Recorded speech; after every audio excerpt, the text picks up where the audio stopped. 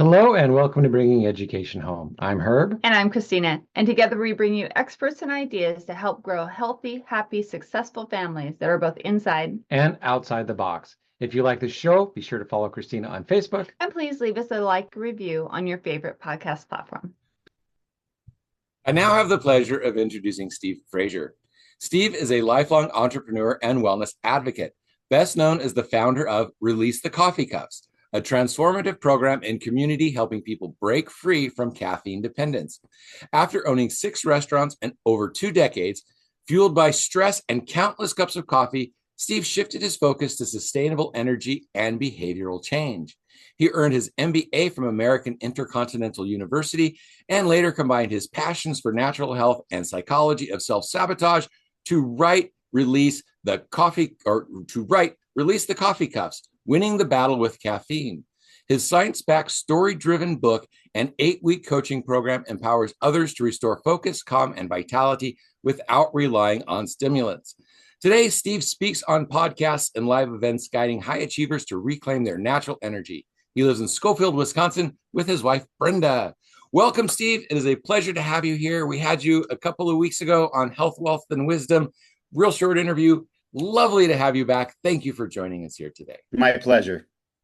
It is going to be a great conversation because, there are so many people who are like, oh, coffee is one of those things that they have to have in the morning. And just like so many other things, when you look at the actual ingredients like caffeine in it, there can be something around those ingredients that cause something that you're not expecting, even though everybody does it. So This is going to be a very interesting conversation because I am a coffee drinker.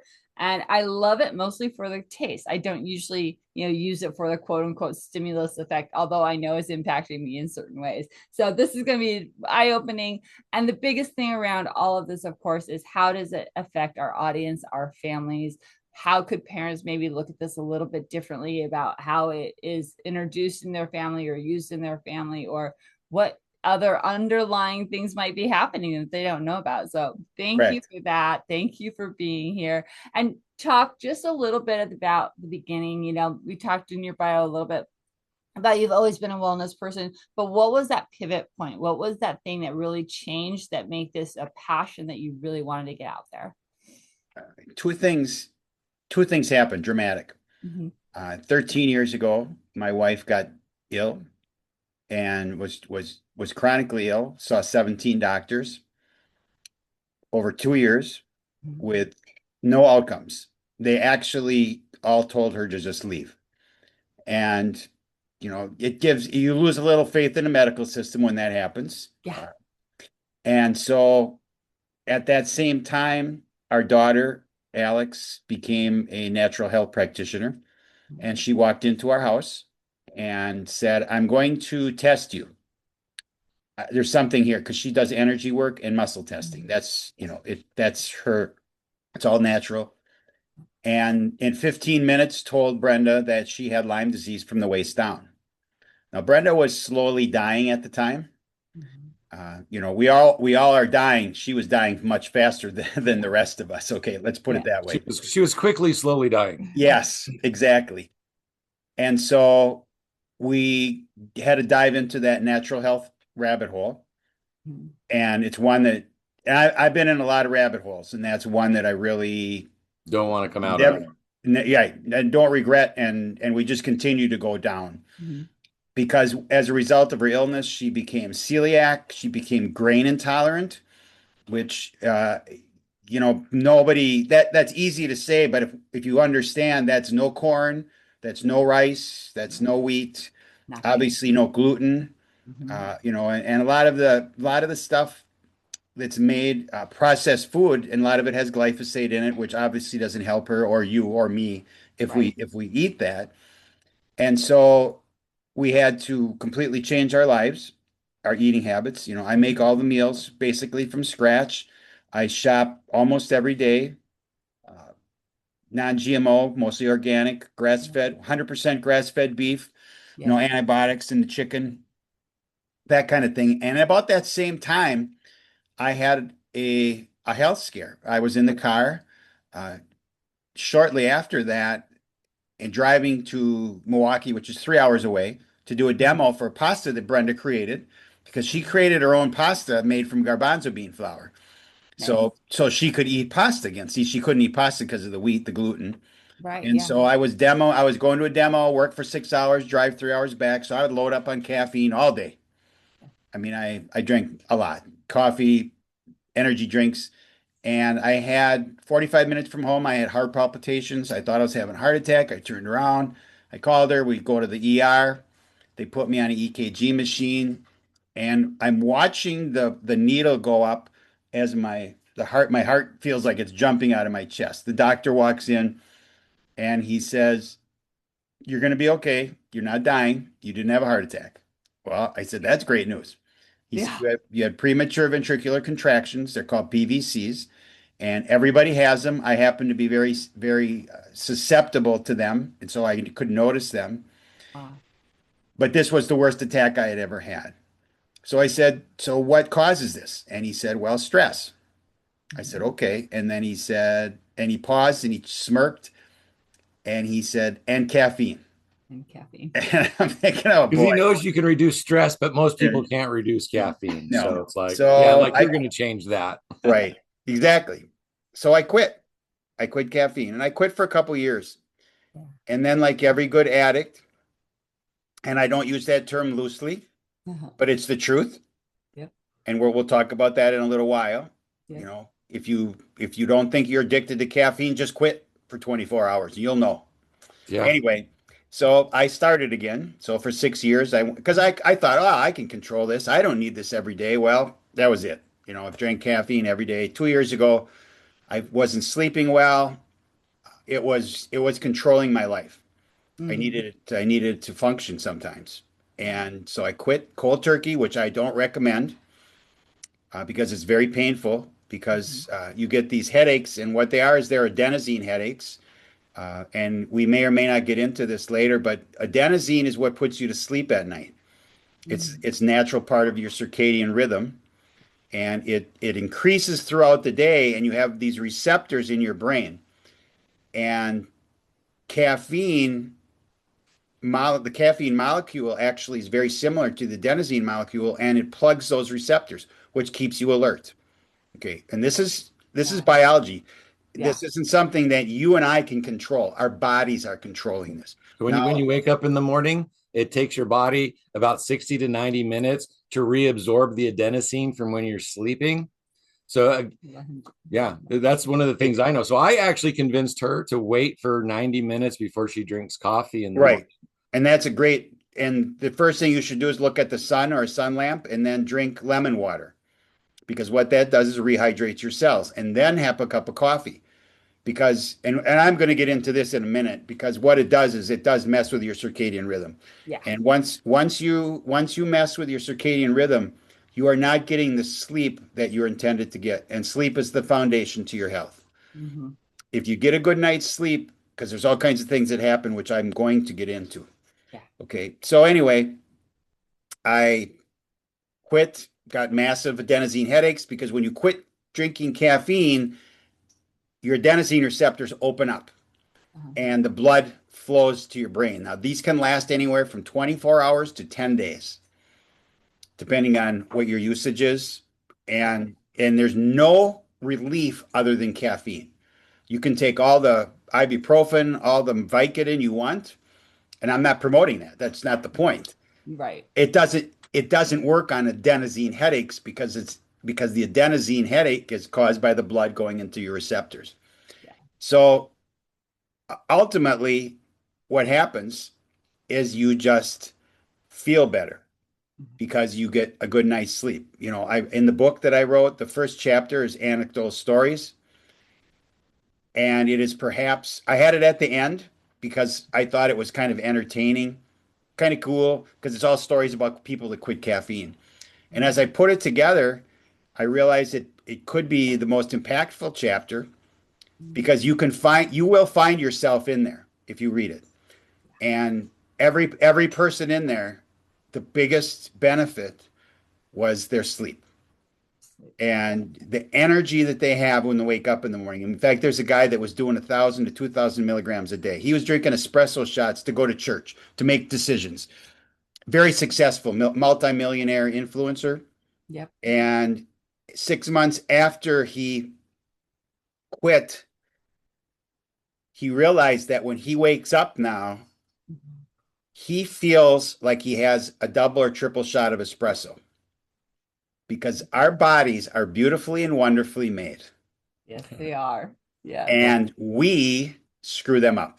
Yes, Okay. we do. Yeah. I screwed mine up kind of physically. I hurt my head, got a lot of brain damage. So I've done a lot of brain science around my head. So a lot of my day is geared towards sleep. So like getting sunlight, right? First thing in the morning. Yep. Being out in the evening so you get the red shift turning. So, and I still don't necessarily sleep that well. Caffeine has never been a big part of my life. There was one summer where I was working with a bunch of people that were drinking Monsters. So I started drinking Monsters. And after like 2 or 3 months, like, this isn't sustainable. And so I stopped. Right. And it was hard stopping, even after 2 months. Yeah. So it is. Yeah. So every once in a while, I'll have a chai tea. Sometimes I'll have like herbal teas, but I mean, I don't even drink Caffeine's soda very pops. rare. Caffeine is like such a rare thing for me. So I don't get the joy of crashing and then, ooh, hey, that's so much better. So I'm also an addiction and I've trained addiction and alcoholism recovery coach. Okay. So I know that like relapse is part of addiction. There's a learning process. And so, Yes.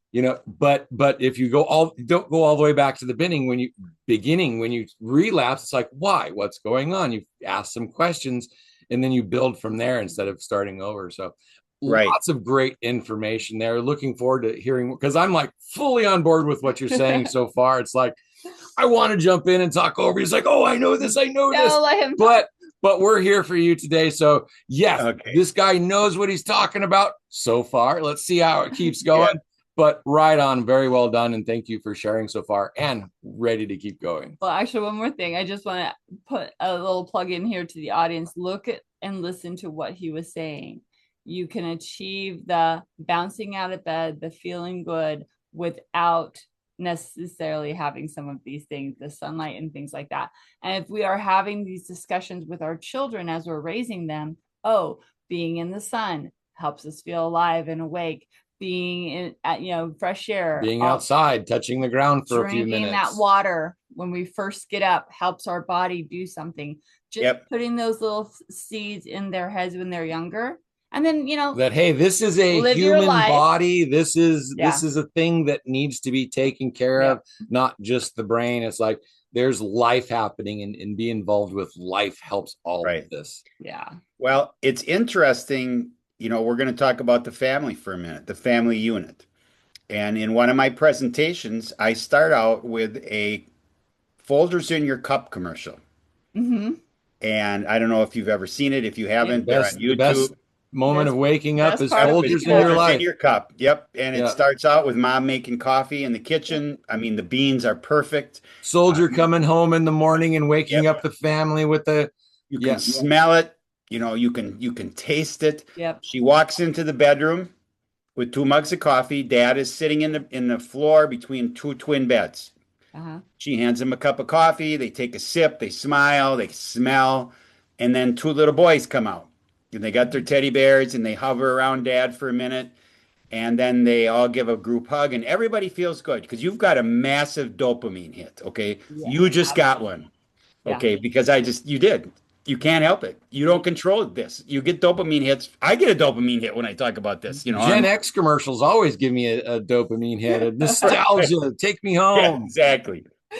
So why do I bring that up?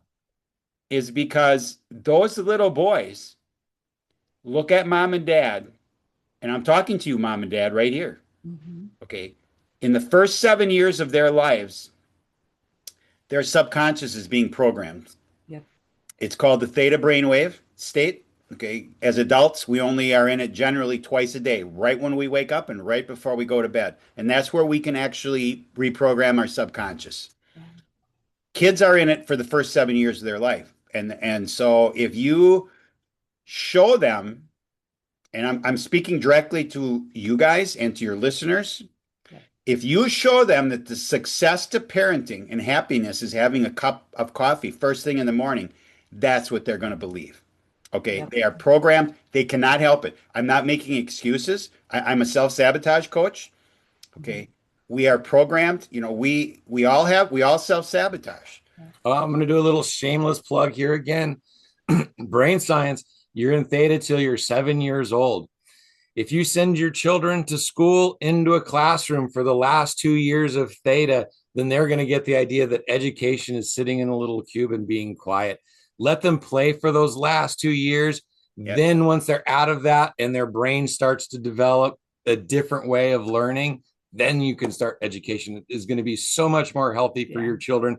Brain science ways just for playing for those last 2 years of theta activation in your children. So I agree. Brain science, right there. Keep your kids out of school. That's a great plug. Very, very great plug. And so, how do we want to influence our kids? You know, I mean, this is a big question. Yeah. And you know, I'm gonna make some bold statements occasionally, and these are not my opinions. Most of the time, they're just facts because I have over 300 citations. I've done a lot of research. And don't take this personally. The worst thing you can do in your life is the first thing you do when you get out of bed is have a cup of coffee or caffeine. Yeah. It is. And that's science based. Again, if you wait 90 minutes and have some water first, at least you gave your body to recover. Caffeine is a diuretic. Yeah. And so what happens when you go to the bathroom, you don't just get rid of water, you get rid of minerals as well. And if you aren't supplementing those minerals, and I'm not giving you medical advice here, but I am telling you that you should go see a natural health practitioner because you're going to lose calcium, you're going to lose magnesium. And if you're not supplementing them, you are deficit. Yeah. And especially as a woman, your body, your bones, after menopause, your bones are going to go to pot, osteoporosis, because you don't have the minerals that your body needs. Yeah, Okay, tyrosine's a big one too. That it's a building block that it wipes out your tyrosine levels too. And that's a feel good throughout your day. Chemical that you produce. So it's like, you know, I'm not anti-caffeine, and neither is my book. I'm pro-health and I'm pro-knowledge. Yeah.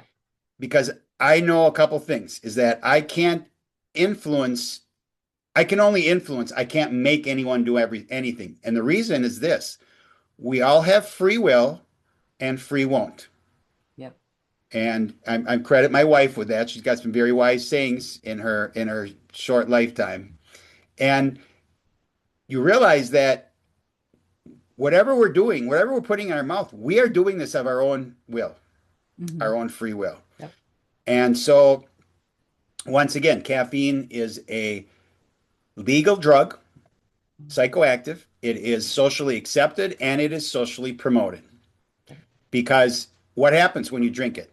First thing is you get this. You're getting a dopamine hit before the cup even hits your lips. Okay, most of the dopamine hit is released before you actually hit the caffeine because it's the anticipation. The next one is adrenaline.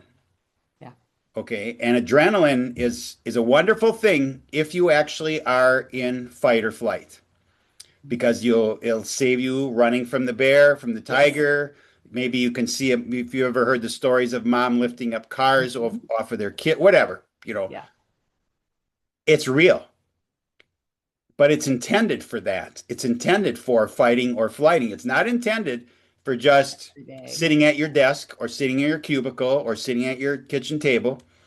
Because what happens then is your body says, oops, he's not using, because what happened, the adrenaline, when your adrenaline hits you, you get glucose into your muscles. Because remember, you need that energy, right? And it also shuts down your digestive system, because your digestive system, bless you, uses energy. And so your digestive system changes after you drink caffeine. And the glucose now in your muscles is not being used. So what happens?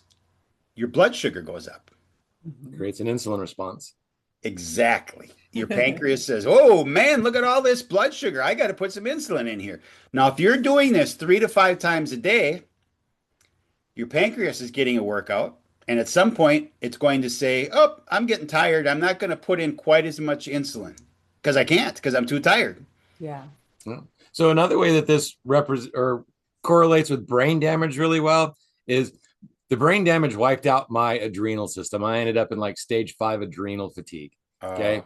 Once you stop having adrenaline in your system, you can't like get bursts of it. So with the caffeine in this situation, if it keeps you in that fight or flight mode, it slowly releases your adrenaline and it puts you in adrenal fatigue. Stage 5 is like bad. It's like, I don't think it gets worse than stage 5. I thought you were 7, but maybe not. 5 to 7. It was bad. It was bad. His health practitioner was completely worried about him. She's like, "How are you even moving right now?" Yeah. Right. So anyway, I ended up on the all meat diet, so I had to give up breads and grains, and so much of that. Another weird shameless plug is all so many of the stuff that we are allowed to eat in the United States. There's over 185 things that are illegal in other countries, including our wheats and grains and breads. We can't transport our grains overseas because they're considered poison. So a lot of people who have grain allergies here in the United States, if they go to Europe, they can suddenly start eating bread and are fine. So another thing is diet. So you cooking your meals every day, fresh. It's like we try and get our families to get to that point because there's so many communication and family and health issues around just our diet as well. So again, vibrant family education isn't just around teaching and learning. It's about creating that holistic education for the family. Right. And so again, what you're talking about here, spot on for what we're doing, because so many people, even kids, it's like, how many kids do you see walking to school with a big gulp 64-ounce thing of soda pop in the morning on their way to school? It's like absolutely crazy, insane what our kids are doing to themselves. I eat lunch with my grandson, who's 8 years old, once a week. And I see some of the kids that get packed lunch. And one kid in particular packs his own lunch. He's 8 years old. It is Oreos and candy and Cheetos. I'm not kidding you. Every day. Every day. I get it. This is what he's having for lunch. So he's getting this, and it's not necessarily caffeine, but he's getting more sugar at lunch than he should have in 2 days, maybe. A week. But he's having it in just one meal. Yeah. Well, the chocolate milk at school, those little chocolate milk things, that has like 4 times the sugar that a person should have in a day. Like a pregnant woman, that's 4 times the amount of sugar that a pregnant woman needs in just those little cartons of milk. So again, and they drink them twice a day, usually for breakfast and for lunch. So another reason to take your kids out of school. Get away from the poisonous food. Okay, so we've just overwhelmed our audience with all this bad stuff. Is there a tip? Is there something we can give them, a small step absolutely to implement right now? Well, so I'm going to say this again too real quick, because why should people, when is a good time to drink coffee? Because if there is, because medicines are great if they're in little amounts and helping people, but then when they get overborne, you have like drug addicts and stuff, and it's no longer helpful. So caffeine is a drug. Sometimes it's helpful. When is it helpful? Never. No, you just shouldn't have it. And I that's my opinion. Okay, this based on my research. You shouldn't have it because there's no documented health benefits to having caffeine. Okay, you can't. I mean, we could talk about it. We wouldn't argue. Okay, because there's no argument because there are no documented studies. Okay, there are studies that show that drinking coffee can extend your life a little bit and or make you healthier. Now, the caveat in those, and those are meta studies, 500,000, 1 million people. The caveat is that when they did that, they did 2 groups. They did a group drinking caffeinated coffee and a group drinking decaffeinated coffee. The results were the same. Now, what does that tell you? Caffeine had nothing to do with it. Caffeine had nothing to do with it. You know, there's a major influence that sells coffee on the internet, and he's a multimillionaire, okay? And he went on, and my wife sent me a reel a couple weeks ago, and he said, well, if you drink 3 to 5 cups of coffee a day, you live longer. and you get 67% of your antioxidants. So I was really irritated. So I did a deep dive. Okay, I did a deep dive on it, and that's where I found these meta studies, and it's simply that there's things in coffee, good coffee, organic coffee, particularly Swiss water processed decaf, because regular decaf has 10 to 15% caffeine in it yet. And you should be aware of that. If you're sensitive to caffeine and go to decaf, you're still getting caffeine and it's still going to affect you. But then you look at the antioxidants, and this was interesting because he actually was kind of telling the truth. Because in the United States, people eat so little food with antioxidants that they are really getting 67% of their antioxidants from coffee because they're drinking so much of it. Oh my gosh. Okay. I mean, if you think about this, I don't even know what a good analogy is here.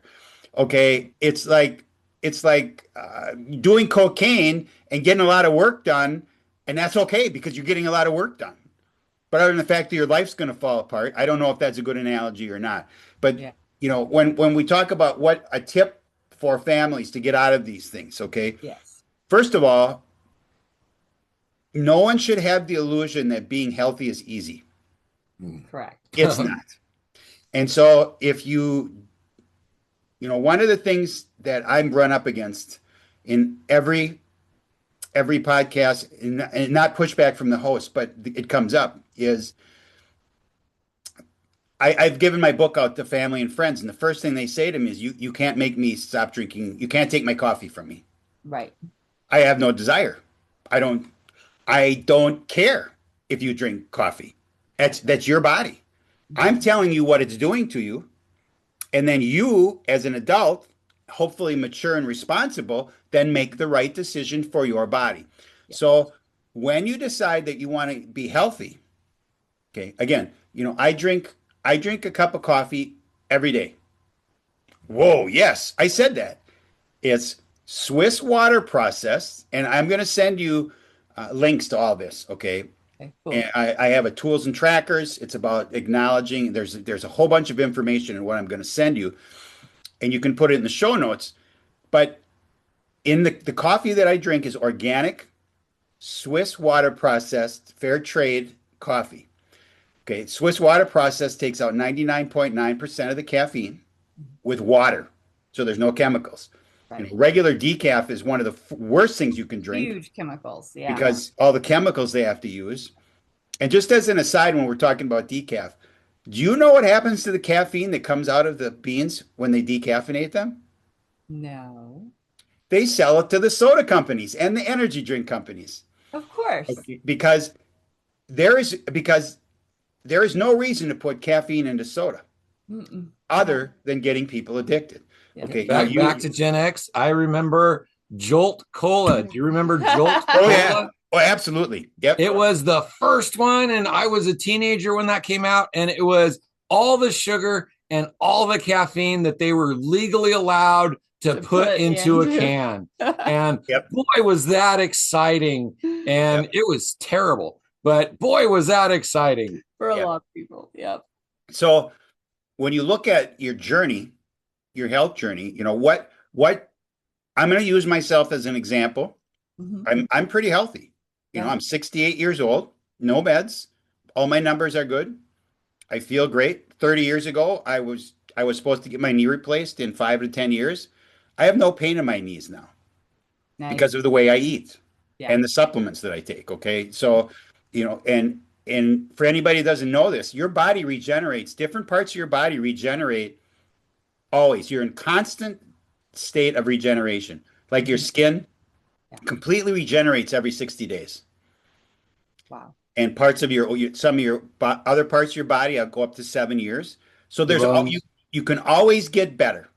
Yeah. Okay. As long as you're alive, and this is the observation I made about my wife when she was almost dead. If you are alive, there's always hope. Okay. So how do you make your life better? Well, you have to have a plan. And this is the same. And I have a plan, and you talk about recovery, you do recovery work. Yeah. If you don't have a plan, you're going to fail. Okay. And I've done a number of recovery podcasts, okay, alcohol and drugs. So I'm very familiar with the work that you do because the guys that are hosting are recovered addicts. Yes. And they have me on because I talk about how do you recover from caffeine. It's this, they're not the same, but the concept is the same. Yeah. You want to try the hardest drug to get rid of? Sugar. Sugar. Oh my gosh. Yeah. Processed sugar has only been around for 80 years. 80 years. And now it's such an integral part of our diet, and it's killing us probably quicker than caffeine, but we got it somewhere. I agree. So we are on a carnivore diet. Currently. We eat beef, eggs, and cheese and butter, and that's pretty much it. So, and our health is getting a lot better. Our skin's getting better. Some of the aches and pains are going away. Yes, because your inflammation's going down. Yep. I've done this before, but again, you fall off the wagon because food and sugar and all of that stuff is addictive. Yeah. But and one of my favorite sayings is, if you don't eat your food like it's your medicine, you will be eating your medicine like it's your food. My mom is 80, 82. She is on 0 medications, 0 supplements. We eat a healthy diet, and she is kicking and walking around and having a good time. No medications. We are on no medications at all, period. Wow. So I have my caffeine. No, it might be changing. I'm going to say this, medications sometimes are necessary to keep you alive. So when I talk about these things, there are instances where you need to take a medication. Okay. Correct. And I'm blessed with a healthy body. And so, and if we go back and look at, so when I wake up, the first thing that happens is my cortisol goes up. Cortisol is a stress hormone. Yeah. And it's just like adrenaline. However, you naturally produce this because what it does, it gets you going throughout the day. And it goes down as your adenosine and your melatonin go up. What happens with somebody that has caffeine first thing is you double pump your cortisol level. And now your body says, well, what's going on here? I've got twice as much cortisol. And so what am I supposed to do with it? Well, ironically, oftentimes it actually goes into something called a cortisol belly. And you can't control this because cortisol has to go somewhere, and that's where it goes. It is a little belly right around your stomach, men and women. Mm-hmm. Okay. And then you have the dopamine, you have the adrenaline. Every time you down pooch, you can't lose. It's like no matter how much you work out, no matter what, yes. That's what it is. It's called the cortisol belly, and you can't get rid of it. Healthy people, you can eat a perfectly clean diet, but if you're always on caffeine, you're going to get a cortisol belly ultimately. Yeah. That's good to know. I did not know that. Yeah. So as you start your day, you start with, like you said, protein, carnivore. My son and daughter-in-law have a huge online business called Primal Bod. It's purely carnivore and keto. Okay. Nice. And it's exactly what you're doing. Okay. I mean, to the T. So where do we want to go after what do we do? Yeah. How do you get natural Well, first of all, if you get off of caffeine, you're going to have energy. You don't need anything else. Okay. So for your moms, and you're using caffeine to function because you're exhausted. Yeah. Because your kids, and you possibly have a newborn or a 1-year-old, and they're not sleeping well, and so what do? You're up all night, so you drink caffeine. Uh-huh. Well, what caffeine does is exasperates all those things. It's pouring gasoline on the fire because caffeine affects your sympathetic nervous system and your parasympathetic nervous system, and there's a difference. The sympathetic nervous system is, and it doesn't sound right, but this is what it's called. Yeah. It is your fight or flight mode. Mm-hmm. And every time you drink caffeine, you're put into it. And that carries over into your sleep. So when you go to sleep, So Go ahead. I'm going to Finish. pop in one time. People always say fight or flight, but it's fight, flight, or freeze. And I'm a freezer. So when shit goes wrong, I just kind of lock, but I'm not as scared, but I have to get. So yeah, so there's this freeze action as well, where you just kind of step back and check out. That is just as energy intensive as the other kind of freakouts. Yes. And you need to be aware of that. So if you think, oh well, I'm not scared, or it's like, but if you just, that is also a reaction that you need to be aware of, that Right. that's taking away from your energy. So what happens then is that you are always in this state, and it goes into your sleep.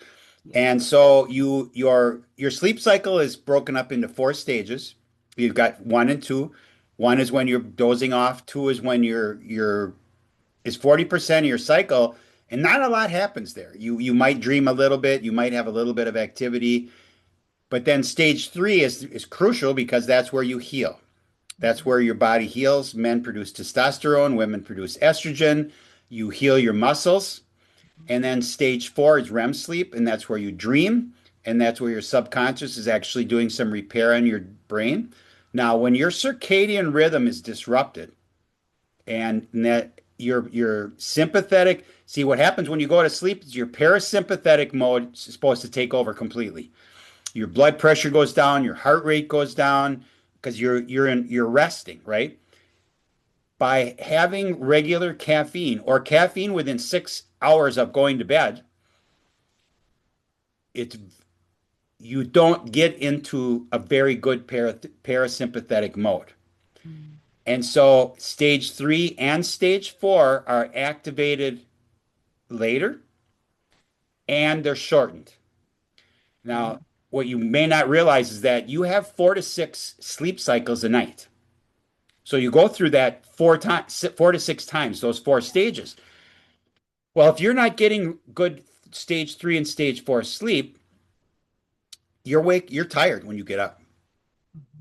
And I mean, and I can't say that every person that drinks caffeine chronically is tired when they get up. I would have to say the vast majority are, because they're in withdrawal. And so What becomes so normal, they probably don't even know how tired they are. It's just how they are. Because you aren't, and I'm going to use you as an example, Christina. Yeah. You don't get a high anymore. When you drink caffeine, you're going to a baseline. Okay, how many people, this is a hypothetical, theoretical, philosophical question. Yeah. How many people actually know what it's like to feel healthy? Right. My answer, my opinion is very few. Very few. Yeah. Because you are putting stuff in your bodies that's not good for you. And it's not just caffeine, it's alcohol, it's nicotine, it's drugs, prescription drugs, all these things. If you're not getting good night's sleep, you can't be healthy. You can't be truly healthy if you don't get a good night's sleep, because you don't have that repair mode. And everybody's different. And so there are people, I mean, I had a host tell me last month that he drinks a Diet Coke at 11 o'clock at night and goes right to sleep, because he was challenging me. And I said, good for you. I'm glad you can go right to sleep. Now, I know that his sleep stinks, okay? Because biology, chemistry, and the fact is that when caffeine is going into his brain and his body, he can't reach those good stages of sleep. He can't. It's not possible. And so he wakes up in the morning, and what does he do? He didn't tell me this, but the first thing I know he does is he has a Diet Coke, right? When he wakes up. And so as we go through all these stages, we think about, what's the best thing for me to do? Quitting caffeine is not just a physical thing. It's freedom. It's liberty. You are no longer chained or handcuffed or coffee cuffed, as in I mean, the name of my book and my program is a right off of handcuffs, right? Yeah. And I mean, my website is Release the Coffee Cuffs, with CUFFS, okay? And it's not cups, it's cuffs, because most people are chained to it. And I would also like to point out that your program is 8 weeks. So it's not like, oh, I want to get off caffeine and boom, you're done. It's like right. There's a process, a habit forming. Yeah. And Some people one of the programs has 4-month access with group coaching calls, with one-on-ones. Okay. Yeah. And I give people options in my programs. I'm going to add a C-suite program this week. Yeah. That's much more expensive, but you get immediate access to me almost anytime. Okay. Yeah. Because it's support. And you know this as in your coaching recovery people. If you don't have somebody next to you to support you, you fail. Right. Often. And another thing that often coaches talk about is that whenever we're getting rid of something, you have to replace it with something good, right? So what are you going to replace it with that to be healthy instead? I have a whole chapter in my book on that. Yeah, awesome. Okay. You know, herbal teas is one, but different stuff like that. And the Swiss water process decaf, I'm all in on that. Okay, because I don't. You know, you like the taste of coffee. I don't. Okay. So what do I put? Here's what I put in my coffee every day. I put a 5 mixture organic mushrooms. Okay. It's a powdered. Okay. Yep. I put in cacao, which is a superfood, and it's got 2 to 4 milligrams of caffeine. So yes, I'm taking caffeine every day, but I can handle the 2 to 4 milligrams. Yeah. I put in protein powder, collagen. I put in turmeric, 1/4 teaspoon, with black pepper, with cinnamon, with organic coconut oil, and a little bit of stevia. Wow, that's a super drink right there. Right. So what am I getting? I'm using this coffee as a basis for my smoothie. You know, a lot of people do smoothies to get all this stuff, right? So do you pick the 5 mushrooms? Because I bet you there's like lion's manes, cordyceps, shiitake, probably a reishi, and a maitake. Are those the 5 that? Yeah, or three of the ones you mentioned are in there. And I don't pick them because I would kill myself. Because I have no idea. Oh no, I'm not mean pick them, but you like pick the flavors because like you can go and get bags of powder, different kinds. Yeah. And also there's so many products out there. I've never tried it, but I know there's something called mud water that has a lot of the stuff that you were talking about. I haven't tried that either, but I'm familiar with it. I have next week, I get a pound of organic turmeric and a pound of organic ginger, and I'm going to slice them up and I'm going to make a tincture with that. Okay. Nice. It's with potato vodka because my wife can't handle grain vodka. Okay. Because she can take this, and the alcohol is the carrier. Okay. Right. You only take like 2 droppers. So anybody can take this, even kids. Okay. Yeah. They're not going to get a buzz. They're not going to become alcoholics. Okay. But the point is that I know now what I'm putting into my body. Exactly.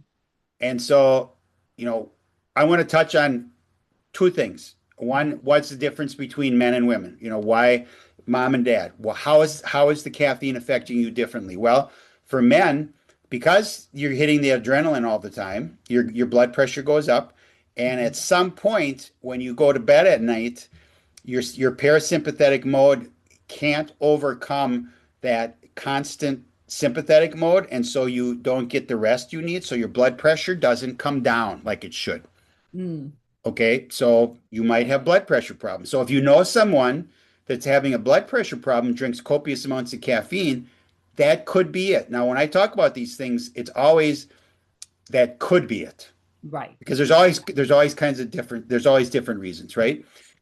Another thing that happens to men is that because of the cortisol that's being produced by all the caffeine, their testosterone level is going to go down. Because cortisol and testosterone do not get along. So the more cortisol you have in your body, the less testosterone you're going to have. So as an example, when a lot of guys take pre-workout drinks, and women, okay, but guys in particular for the testosterone, when they take that and then they work out, their testosterone goes up because there's 2 things that men can do to increase their testosterone naturally. One is to get a great night's sleep, and 2 is to do heavy resistance or weight training because they get that muscle thing. Now, the guy that's taking the pre-workout drink, his testosterone went up, but when he's done working out, it tanks because his cortisol level is still high. He's drinking more caffeine, more than likely. Yeah. And so he's inputting more cortisol, so his testosterone doesn't increase. And then he's not getting a good night's sleep, so he's not producing testosterone in stage 3. Why is that important? Well, his libido goes down and his sperm is fractured and possibly the mobility goes down, so he has less chance of conceiving. Now, we'll go to the woman's side, and I'll touch that one right away. What happens is that when women drink caffeine all the time, they have a restricted blood flow to the uterus, which is where the egg is, which now makes it harder to conceive. So if you have a couple, young or old, well, obviously not too old because they're trying to conceive. Right. If they're both drinking caffeine, it could possibly be the caffeine. So quit. Yeah. And try that first before all the other things. Before you go and spend $20,000, have a doctor to tell you that may not even ask you how much caffeine you're drinking. Yeah. Yeah. So as a coach, as I do psychedelic preparation and integration, it's like people come and like they start listing all of these problems that they have that they're looking to solve with a psychologist or a therapist or an entheogenic treatment. And really, when you start talking to them, it's like, what are you eating? How are you sleeping? What are you putting in your body? And it's like, I can fix you, but if you don't fix this, then everything that is going to come right back, because you need what you're putting into your body is coming out of your body as stress, as anger, as disease. So if you put healthy into your body, you have healthy coming out of your body. If you put garbage into your body, you have garbage coming out of your body. Whether it's your attitude, whether it's your health, whether it's your physical conditioning, it's got to come out, and it's going to come out some way. So put better things in your body. Which is the reason we love having experts like you come on and just enlighten our families, enlighten our parents a little bit more. It's like, we're not talking about drastic changes, just one little step and be aware. Because once you're aware, then those changes come a little bit easier, and you might notice something that you didn't notice before. And then there's a motivation behind it as well, because, oh, now I notice this. Now I'm motivated to stop or motivated to change or something else. And anecdotally, when parents take their kids out of school and they're not in that lunch and they're not eating that garbage, just after a month or two, they are so much more calm at home just because they're not putting that garbage in their body. So, and that goes with caffeine. And so what else happens to the mom, to a woman? Well, first of all, caffeine, because it messes with your sympathetic nervous system, it's going to make you more anxious and you'll have more anxiety, and your sleep's going to be poorer. So you're now pouring gasoline. It's a cycle, right? Now, my mission is to influence people to think about what caffeine is doing to their health. That's my mission. My micro mission is to actually look at you and everyone that's listening to this and say, do you know a woman that is pregnant that's drinking caffeine? And if you do, I would ask you to share these facts with her.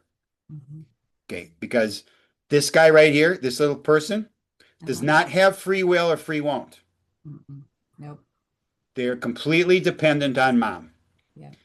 And so, and these are studies. This is factual, objective facts, is that caffeine, when ingested by pregnant women, can lead to low birth weight, miscarriage, stillbirth, ADHD, ADD, and other developmental issues.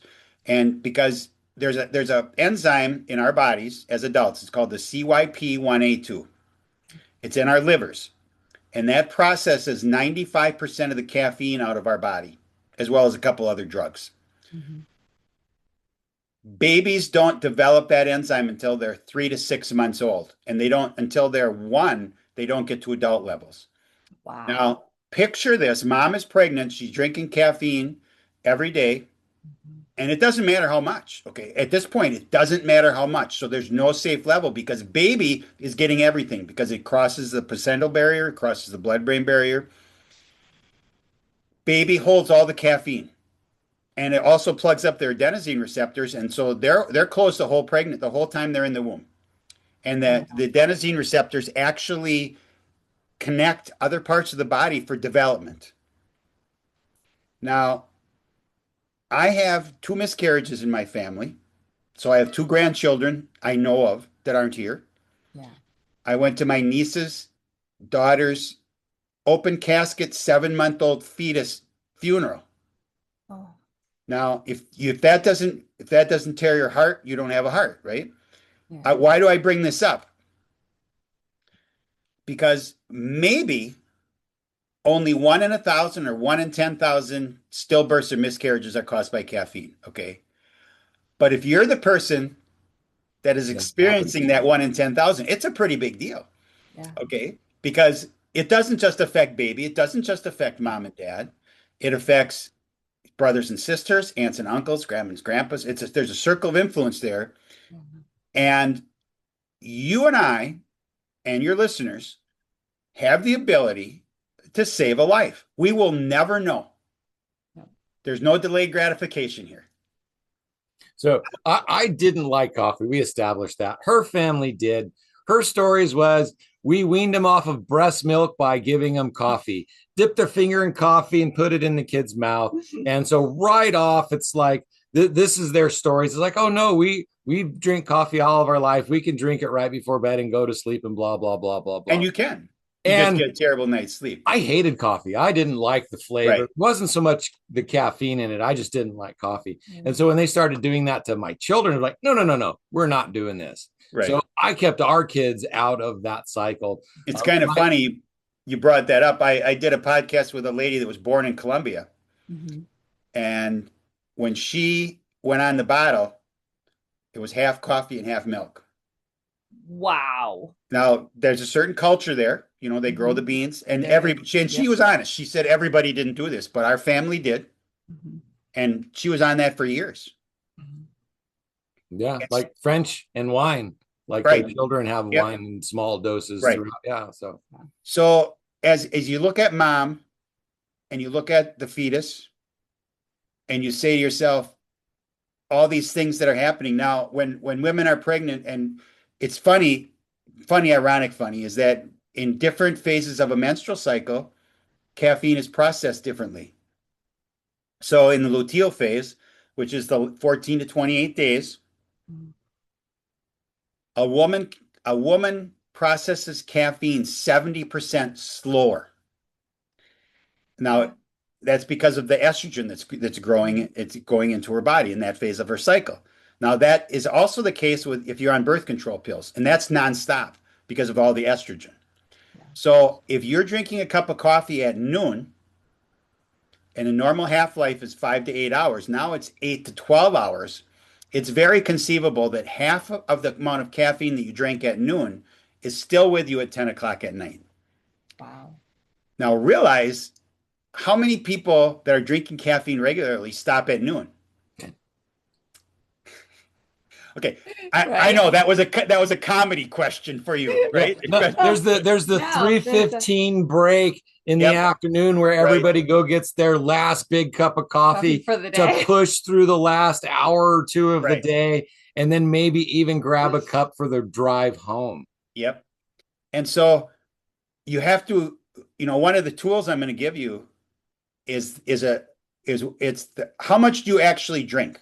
Right. Because if you don't know, and I have a chart of 1,000 different drinks in the United States and Canada, what the caffeine content is. It goes into every size Dunkin', every size Starbucks, Tim Hortons, the whole deal. Okay. Yeah. Every energy drink, every soda. 8 months ago when I was writing my book, I'm drinking Diet Dr. Pepper because I'm trying not to gain weight. Right. And I looked at the can. For some reason, I just looked at the can. It's got caffeine in it. Uh-huh. So then I started to look it up. And I looked it up, and then I found that I also have Diet Sundrop, which is a citrus soda. Uh-huh. Diet Sundrop has the highest caffeine content of any 12-ounce commercial soda in the world. more than Mountain Dew, more than Pepsi. More than Mountain Dew. Oh my gosh. It's got 64 milligrams of caffeine in one 12-ounce can. And Wow. Mountain Dew is around 50 something. So is Coke and Pepsi. They're all different. The point is that if you don't pay attention, caffeine is everywhere. Yeah, that's one of the things that we do is I don't buy anything without looking at the label. I can't. Right. There's stuff in there that's like bad for me and I know it. So I have to look at, and if sugar is in the top 5 ingredients, it's like it doesn't even make the list. So no, most of the stuff I buy doesn't have labels. It's like it's like fruit from the it's outside like of the store. Of the store. So that's right. If it rattles or crinkles or it's in a box, it very seldom gets eaten anymore because there's just too much yuck in it. Yeah, you're right. You're absolutely right. Once you start looking at the labels, once you get in that, it's like, oh, hey, there's this product. It's got orange juice and water and this, and oh, hey, this orange juice, it has triglycerides and saccharides and blah blah blah, and it's like this long a list for this amount of stuff, and it's like, pay attention to that stuff. It will save and radically change your life. Yep. So as we talked about these things, I hope that your listeners and you guys can share. If you know somebody that has some symptoms, or is trying to conceive, or is not feeling well, or anxiety and nervousness. Yes. And that's not just a girl thing, that's a guy thing as well. Guys just don't admit it, okay? Because we're not supposed to talk about our emotions, okay? I don't believe in that. I had a therapist for 18 years, and she helped me so much, and she never told me what to do. She just guided me, okay? Yeah. Now, I haven't seen her for 10 years, but that's not the point. The point is that sometimes we need help. And so I'll leave you with another Brendaism, okay? Because she comes up with this stuff. Yes.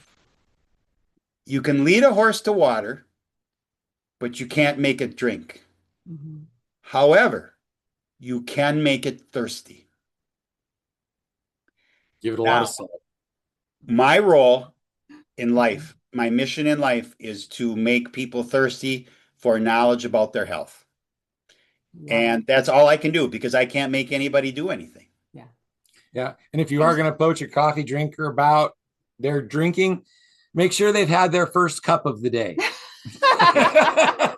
Right.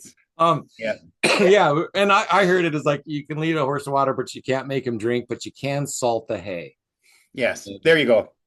And that would be making them thirsty. So that's a very good analogy, which I'm probably going to use. Yeah, I heard that about 3 days ago. That one is not mine. I'm passing it on because it's like, that's great. Yeah. Oh my God. Steve, So thank you so very, very much. This has been very enlightening, very thought-provoking, and I love, the small tips that we gave our audience as well. Is like to really think about this and really be motivated to make small changes, because even small changes can radically change the direction of our family, directions in our lives, and make things better. So this has been a wonderful conversation. Thank you so very, very much. And you can tell how important it is to us, because this is one of the longest podcasts we've had in a long time. Really? Well, yeah, I think we're over an hour right now, and we usually try and keep it about half an hour, 45 minutes. So. But what we're getting here is just so important and so necessary, because it's not just about caffeine. There is broader stuff that we're talking about, and people need to hear this. Yes. It's about life. It is about life. So please drop your information, how people can contact you again, just so that they have it on. And of course, everything will be down in those show notes. You've given those gifts to me, the trackers and things are there. People will be able to download those. Yeah. Yep. And you releasethecoffeecups.com. Everything is there. My coaching programs, the book is there. There's a lot of free stuff on there, and there's a lot of information. And quitting anything, including caffeine, is not. It's a lifestyle change. Yes. And so, and you're familiar, you do this as coaches. This, quitting caffeine is not, it's a lifestyle change. It is. Just like we had to change our lifestyle eating when Brenda got sick, because it was either change or die. Now, caffeine's not the same, but it is. It's a change, and it's a change for the good. Yes. Yeah. I was 280 pounds. I couldn't get my arms over my shoulders. I couldn't touch my toes. I couldn't even touch my knees. I was a wreck. I radically changed everything because I was walking dead. Wow. Changed my diet, gave up bread, sugar. I mean, I went in my naturopath. It was like, when I told her, is like, just don't take away my bread. It's the only thing I can eat anymore. The only way I can eat is if I take a piece of bread and I squish it into a tight little ball and eat it. That's the only way I can. And she just kind of grinned at me, and I looked at her, I was like, you're going to take away my bread, aren't you? And she goes, you have a couple of weeks. And I went home and I stopped bread that day because it's like. But he has that kind of personality. He can do that. And so, yeah, I haven't had bread. Well, I've fallen off a couple of times for a couple of months, but pretty much in 10 years, I've given up bread for the last. Good for you. Congratulations. And hard to do. Yep. Because it's got all that, your brain, you're getting the dopamine hit every time you eat it because of the sugar. Smell it, think about it. Yeah. You know, gluten is like morphine. Gluten is like morphine. Yeah. Yeah. The more you eat of it, the more you need it and you want of it. Okay. So, and again, we could go on for another couple hours, so we'll stop. Oh yeah. But we do need to wrap up. I'll leave you with this thought. Okay. Okay. You know, I've talked about, if you know somebody, please pass this information on. Yeah. Perhaps that someone is you. Yeah. Thank you. And that's where I'll leave it. Awesome. Okay, audience, you know, it is time. And like Steve said, share this. And don't be pushy about it. Just kind of drop it in gently, right? It's one of those things that when awareness comes, then they find out more, and then they want more, and then they do it. You know, it's one of those things where even when I was a teacher in the classroom, right? And we would always do our drug program in 2nd and 3rd grade, and we'd talk about smoking and how it was bad. And my little kiddos would raise their hands like, but mom and dad smoke. It's like, okay, be calm about this. Just go home and tell them how much you love them, and that you care about them, and that you found out that smoking could be bad. Could there possibly be a change? And leave it at that. Don't hound them, because then there's other resistance and things that come up. Yes. Yeah. Exactly. Yeah. So audience, thank you so much. Share this episode, share us around, help other families. Let's make sure that we're doing the best we can to keep everybody happy, healthy, and successful. And thank you for being here today. It has been such a great conversation. There are so many people that have this information, try to get it out, and they're shut down or they give up.